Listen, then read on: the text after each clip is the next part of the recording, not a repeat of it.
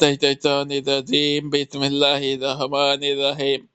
সূরা মুলক নাজিলের ধারাবাহিকতা তথা কোন সূরা নাজিল হয়েছে তার বিবেচনা এটি ৭৩তম সূরা। এর আগে সূরা তুর এবং এরপরে সূরা হাক্কা নাজিল হয়েছে। বর্তমানে কোরআন মাজিদের বিন্যাস অনুযায়ী এটি ৬৪ নং সূরা। এর আগে সূরা তাহরিম ও পরে সূরা কলম। মাক্কি যুগে নাজিল, আয়াত ৩০, সূরা নং ৬৪। মাক্কি। মূলক শব্দটি অর্থ রাজত্ব, ক্ষমতা। ১ নং আয়াতে আল্লাহ পরিচয় দিতে গিয়ে বলা হয়েছে সকল রাজত্ব আল্লাহ হাতে, সেখান থেকে সূরাটির নাম করা হয়েছে সূরা মুলক। বেদান্তে বিশ্ব জগতের একমাত্র মালিক আল্লাহ, জীবন ও মৃত্যু তারই হাতে, কাফিরদের পরিণতি। সূরা শুরু ও শেষ। সূরাটি শুরু হয়েছে জীবন মৃত্যুর উপর আল্লাহর ক্ষমতার কথা বর্ণিত হয়েছে। আমরা জানি পানি থেকে জীবন, পানি আমাদের জীবন ও অস্তিত্বের সাথে ওতপ্রোতভাবে জড়িত। তাই এই বিষয়টার উপর লক্ষ্য রেখে সূরার শেষে আল্লাহ বললেন, বলো তোমরা কি ভেবে দেখেছো তোমাদের পানি যদি মাটির গভীরে নাগালের বাইরে চলে যায় তখন কে তোমাদের নাগালের মতো পানি নিয়ে আসবেন? অন্য সূরা সঙ্গে সম্পর্ক।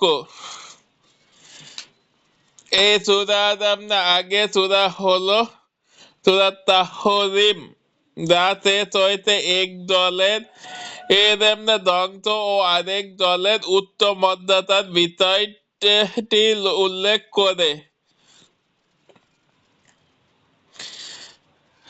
তো এই ধ্বংস বা মর্যাদা দেওয়ার সক্ষমতা কেবল তারই হাতে। তার হাতে রয়েছে সবকিছুই, রাজত্ব, মালিকানা ও ক্ষমতা।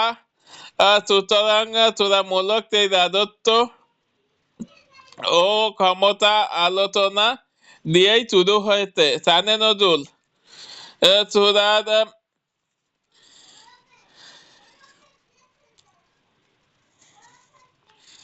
প্রথম অংশে আল্লাহ মানুষকে গোটা সৃষ্টি জগতের দিকে চোখ ফেরাতে বলেছেন। সেগুলো ওই কোনো খুঁত আছে কিনা তাও খুঁজে দেখতে বললেন। খুঁজতে খুঁজতে ক্লান্ত হয়ে গেলে কেউ কোনো খুঁজে পাবে না, কারণ আল্লাহ সবকিছু নিখুঁত করেই বানিয়েছেন।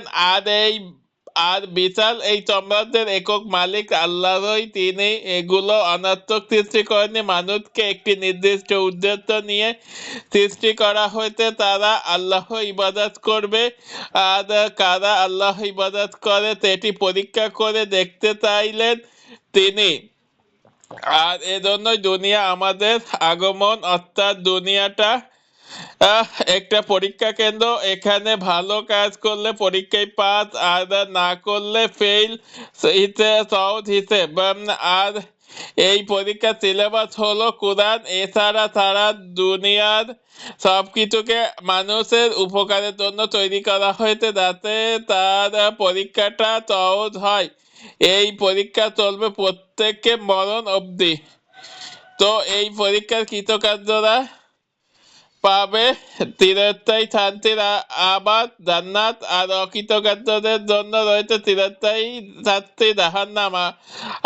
আসলে ইসলামী শিক্ষার মূল বিষয়গুলো জানতে এবং যারা বেপরোয়া কিংবা আল্লাহর প্রতি অমনোযোগী তাদের সতর্ক করতে এই সূরা নাজিল করা হয়েছে। সেগমেন্ট। আল্লাহ সৃষ্টিশীলতা সূরার শুরুতেই আল্লাহ তাআলা জানিয়ে দিলেন কেউ তার সৃষ্টি জগতের কোনো অসঙ্গতি খুঁজে পাবে না। কুফরের পরিণতি সূরার পরবর্তী অংশে মনে করিয়ে দেওয়া হয়।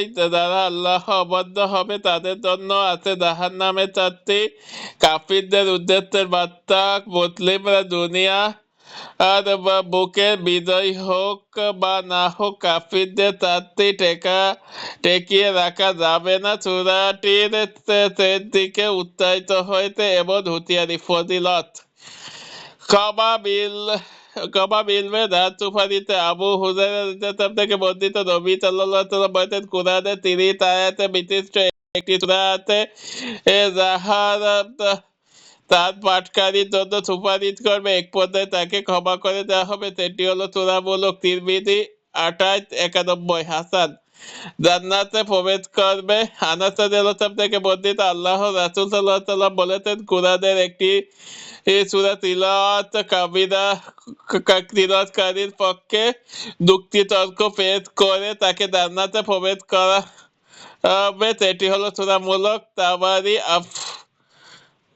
আওসাত বা 34-54, হাসান। নামনা ঘুমের আগে তিলাওয়াত, জাবির রাদিয়াল্লাহু থেকে বর্ণিত, নবী সাল্লাল্লাহু আলাইহি ওয়াসাল্লাম সূরা সাজদা ও সূরা মুলক পড়ার আগে ঘুমাতেন না। তিরমিজি 2892, সহিহ।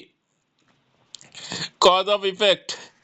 কিভাবে এই পৃথিবীকে বিছানার মতো বিছিয়ে দেওয়া হলো তাহা নিয়ে ভাবনা চিন্তা করলে আল্লাহ অপর ক্ষমতা সহজে অনুধাবন করা যায়। সেন্ট্রাল থিম, আল্লাহর নিখুঁত ও ক্ষমতা, কর্তৃত্ব, গতিপথ। সৃষ্টি জগতের উপর কর্তৃত্ব। আল্লাহ এই বিশ্ব জগতের সৃষ্টিকর্তা। এখানকার সবকিছুই তাহাদের সৃষ্টি, তাহারই গোলাম।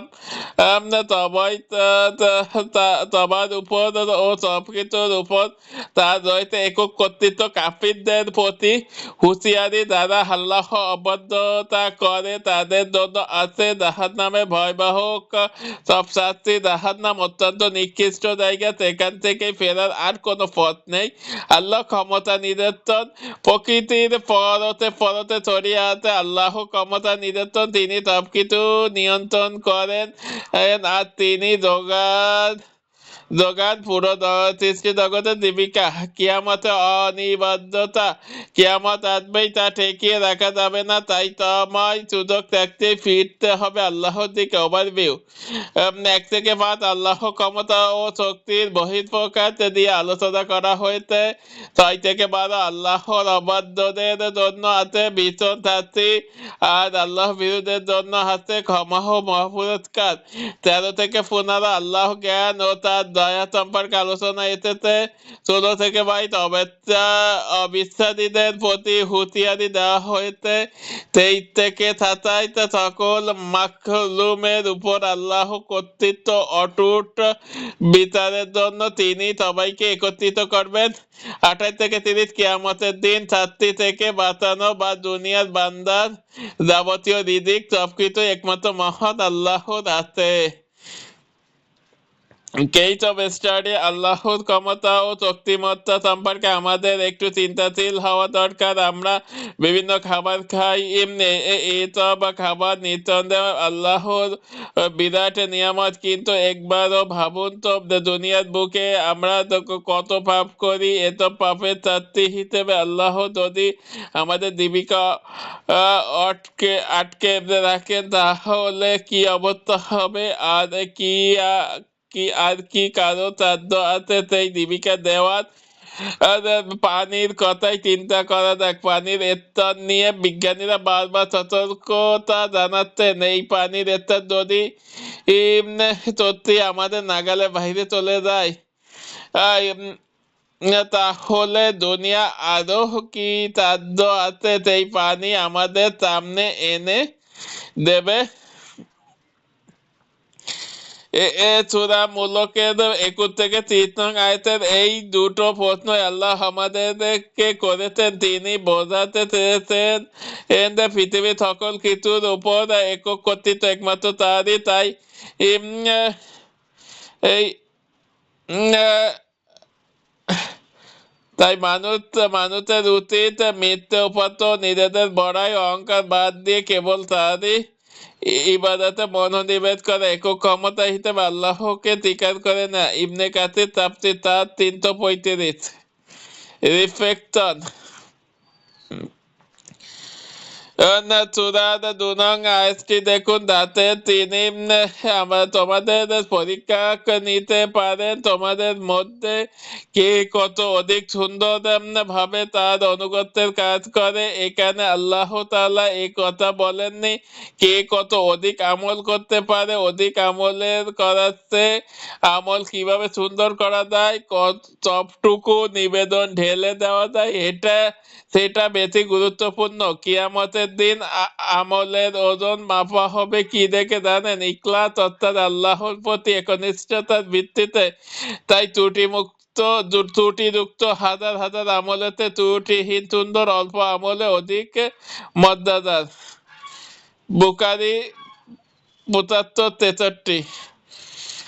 তারপর আবার দৃষ্টি ফেরাও, আবার তোমরা দৃষ্টি পরাজিত ক্লান্ত হয়ে তোমাদের কাছে ফিরে আসবে। এ সূরা ৪ আয়াতে আল্লাহ তাআলা বারবার আসমানের দিকে দৃষ্টি দিতে বলেছেন ভুল ত্রুটি খুঁজে বের করার জন্য। কারণটা অবলম্বন করেছেন মানুষ কোনো জিনিসে একবার দৃষ্টি দিলে তার দোষ ত্রুটি খুব একটা ধরতে পারে না। বারবার যখন দেখা হয় এক সময় তার দোষ ত্রুটি বেরিয়ে আসে।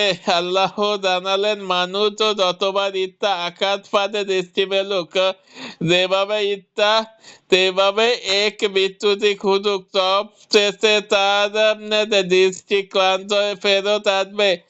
এক তিল অসঙ্গতিও কোথাও খুঁজে পাবে না। কত নিখুঁত আল্লাহ কার্যক্রম, কতই নিপুণ তার সৃষ্টি।